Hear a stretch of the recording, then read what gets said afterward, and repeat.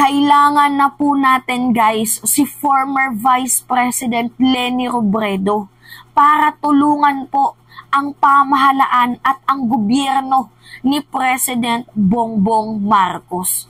Samahan niyo po ako guys sa aking munting tinig, pagsamasamahin po natin ang ating mga boses na sana, hopefully, cross our fingers na itong si former Vice President Leni Robredo ay mabigyan po ng posisyon, ng pwesto sa pamahalaan ni President Bongbong Marcos dahil napakakailangan na po natin siya para tulungan niya po itong administrasyon ni President Bongbong Marcos in terms of foreign policy. Dahil lingid naman po ata sa kaalaman ng lahat na itong ating current Vice President na si Sara Duterte ay wala naman pong pakialam sa ating mga mamamayang Pilipino. Wala nga pong pagkukundina sa ginagawang pambubuli ng China. 'Di ba? Kung napapansin nyo, ni isa or kahit man lang ni minsan, hindi po natin narinig ang tinig para kundinahin man lang ang ginagawang harassment, ginagawang pambubuli, ginagawang aggression ng China sa ating mga mamamayang Pilipino at sa ating mga armed forces of the Philippines. So kung matatandaan nyo guys, noong panahon ng eleksyon, tinanong po si former Vice President Leni Robredo kung ano nga ba ang kanyang stance in terms of foreign policy. And guys, literally, talagang pabor na pabor po ito ngayong panahon ni President Marcos at talagang ito din po ang ginagawa ng ating Pangulo. Pakinggan nyo guys kung gaano kahalaga at gaano po kagaling sa geopolitics itong si former Vice President Leni Robredo. So kung noon pinagtatawanan lang po natin siya, ako nga po talaga ay nagsisisi, pero ngayon yung kanyang mga sinasabi make sense guys. Talagang kailangan po natin and kailangan nating i-apply. Pakinggan nyo po ang kanyang tinig. Po ninyo multilateral talks. What if these talks don't work? What is your plan B? Day 1 ng aking presidency, ang konsepto ng instrument of national power ang ating susundin. Ano ito? Number 1, diplomatic. Papalakasin natin yung pakikipag-ugnayan natin sa ating mga allies, mga ibang bansa na pareho yung paniniwala sa atin para meron tayong kakampi just in case merong aggression. Pangalawa, yung informational. Sisiguraduhin natin yung pamahalaan natin yung nangunguna para i-push yung isang national consensus. Yung narrative natin ay kailangan magkaisa yung mga Pilipino behind it. Pangatlo, yung military, sisiguraduhin natin na pupuntuhan natin yung ating armed forces of the Philippines para makapag-put up tayo ng credible defense against sa ating mga aggressors. Hindi man natin mapantayan yung lakas ng ibang bansa. At least, meron tayong ilalaban sa kanila. Pareho ng pinapakita ng ngayon ng Ukraine, yung economic. Sisiguraduhin natin magiging resilient ang ating ekonomiya para hindi tayo naiipit ng mga predatory practices ng ibang mga foreign powers. Grabe talaga guys, no? Ang galing ni former Vice President Leni Robredo in terms of geopolitics. Talagang ina-apply nga po ngayon sa totoo lang yung mga sinabi ni former Vice President Leni Robredo, yan po ang ina-apply ni President Marcos ngayon. Although tama naman po yung binitawan ni President Bongbong Marcos na nung panahon ng kampanya, nung tinanong siya kung ano nga ba yung foreign policy niya, 'di ba sabi niya nga, we are friends to everyone and enemy to none. Pero hindi naman po sa lahat ng bagay applicable yung friends to everyone and enemy to none, lalo pat kung ang ating teritoryo ay ninanakaw. Ang ating mga mamamayang Pilipino hinaharas at binubuli. So ngayon nga guys, yung sinabi ni former Vice President Leni Robredo, yan po yung nakikita kong ina-apply ni President Marcos ngayon, 'di ba?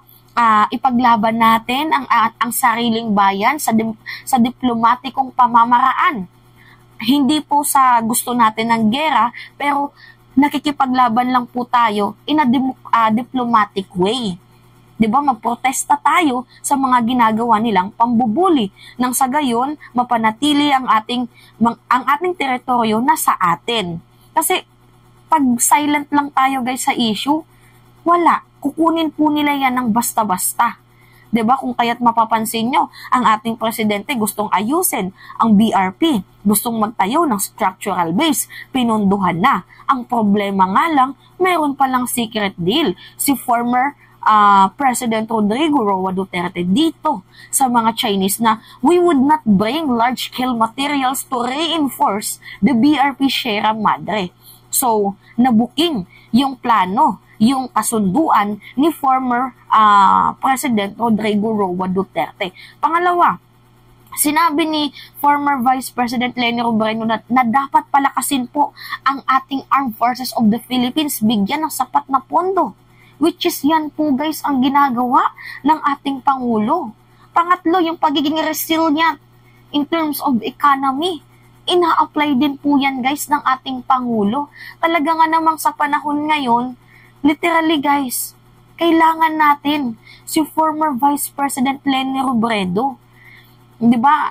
Kung siya nga yung naging pangulo, magaling po siya sa sa pagiging chief architect of foreign policy. Pero guys, ako po ay supporters ni President Marcos. So, alam nyo naman po guys na ako po ay basher ni former Vice President Leni Robredo noon. And nangyari na po guys ang nangyari. Nanalo na po ang aming Pangulo. 'Di ba? Sana stop na yung bashing na bongbong, magnanakaw, ganyan-ganyan.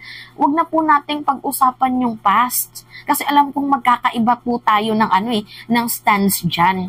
Nanalo na po ang ating Pangulo, tulungan na lang po natin. And yung sinabi ni former Vice President Leni Robredo, ina-apply naman po ng ating Pangulo. And alam ko naman po na napapansin nyo, hindi inaasahan nga, di ba, kagaya ng sabi ng iba, miracle po ang pagka-presidente ni President Bongbong Marcos dahil nga po, breathing room.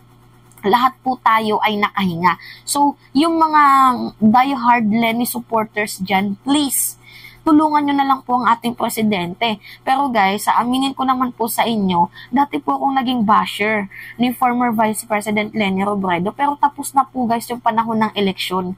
Dito na po tayo sa pagkakaisa. And alam ko, yung nagkakaisa ngayon, yung mga kakampings at mga loyalista.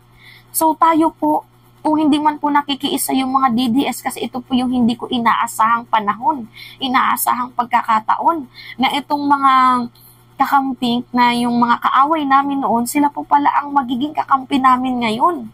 At yung mga tinuturing naming kakampi, hindi ko inaasahan na sila pala ang magiging mortal enemy namin ngayon.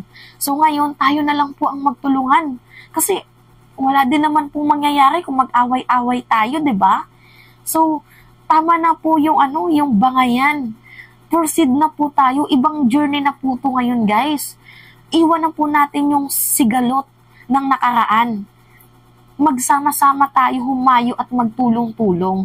So ngayon nga po guys, isa po akong BBM supporters na aminado na kailangan natin ng tulong ni former Vice President Leni Robredo. Kung pwede nga lang po guys, bigyan siya ng pwesto ng pamahalaan dito sa sa Department of Foreign Affairs.